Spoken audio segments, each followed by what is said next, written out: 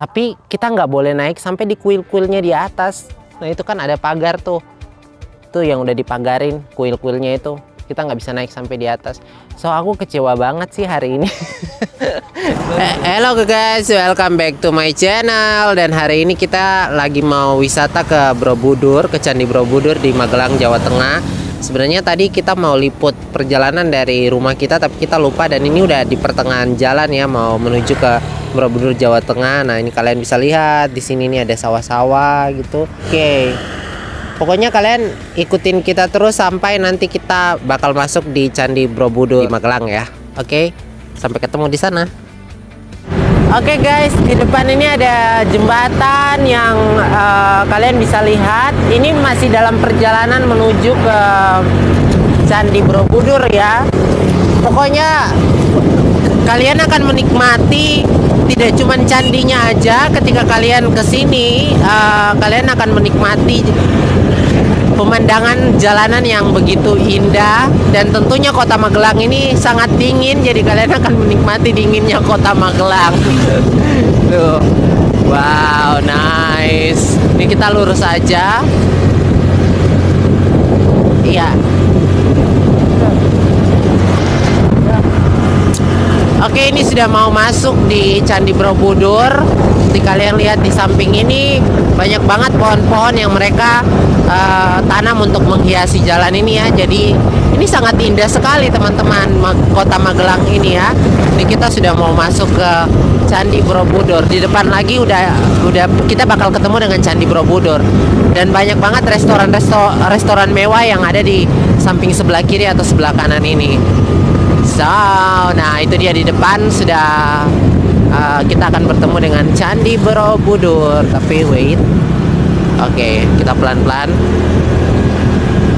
Nah guys, ini kita sudah masuk di kawasan Candi Borobudur ya. Jadi protokol kesehatannya harus kita cuci tangan dan kita menggunakan masker.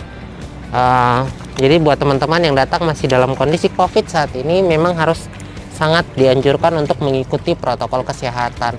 Dan informasi juga buat teman-teman semua yang pengen berkunjung ke Candi Borobudur, karena dalam kondisi COVID saat ini Candi Borobudur hanya membatasi pengunjung perharinya 1.500 orang. Jadi buat kalian yang pengen datang ke sini jangan sampai kalian ketinggalan kuotanya. Jadi harus bisa cepat-cepat dari pagi gitu. Oke guys, ikutin saya terus ya. Ini kita harus masuk di dalam kontainer ini. Kayaknya HP-nya dimatiin dulu, nanti takutnya basah ya.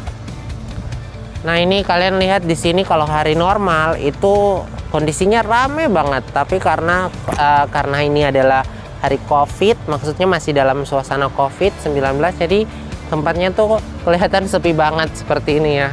Aku nggak tahu hari ini pengunjungnya berapa banyak, tapi kelihatannya sepi banget.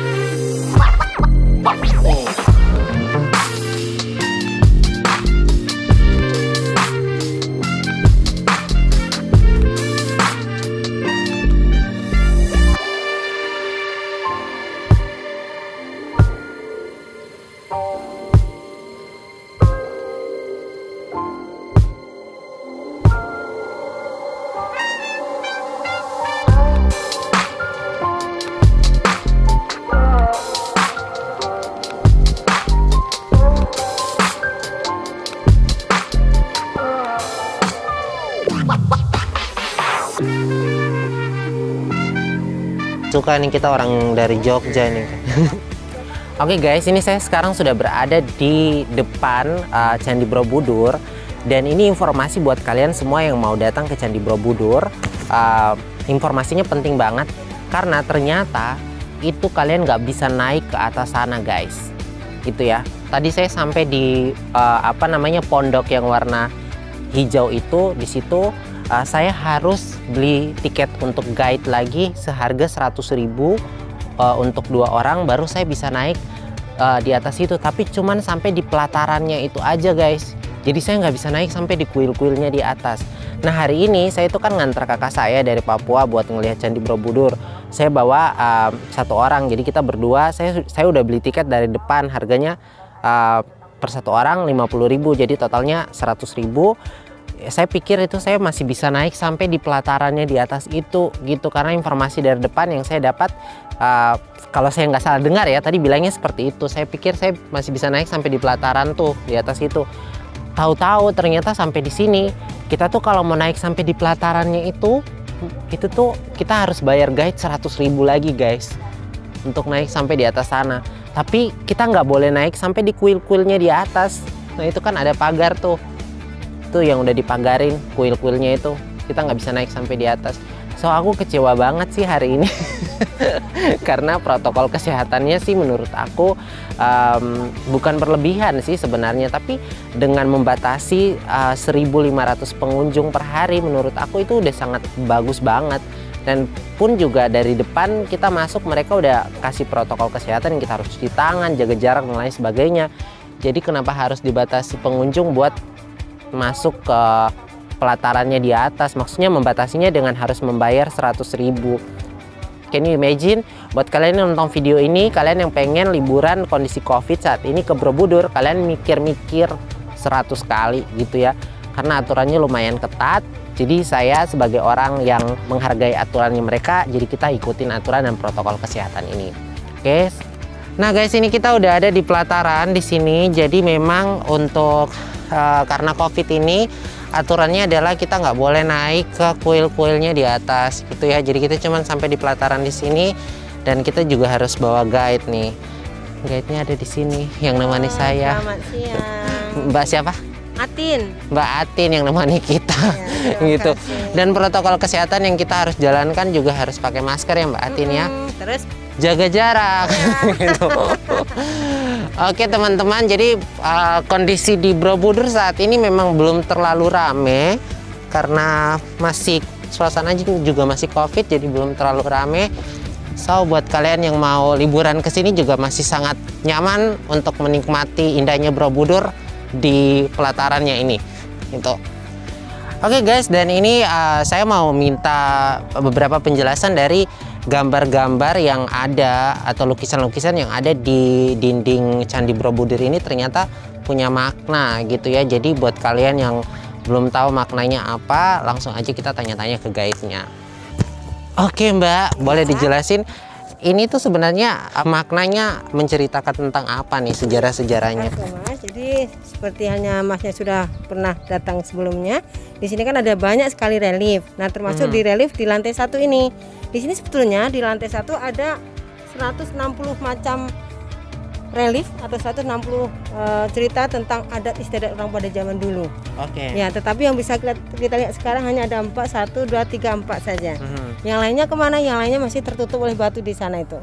Oke. Masih tertutup batu di sana. Jadi kalau kita angkat, kita bongkar batu itu, kita akan temui banyak lagi relief di dalam. Nah, salah satu di antara 160 ada di sini. Ini gambaran orang-orang yang suka membicarakan orang lain ataupun ngerumpi orang lain. Coba kameranya biar dekat aja ke sini. Nah, ya, jadi kita nampak orang sedang ngerumpi.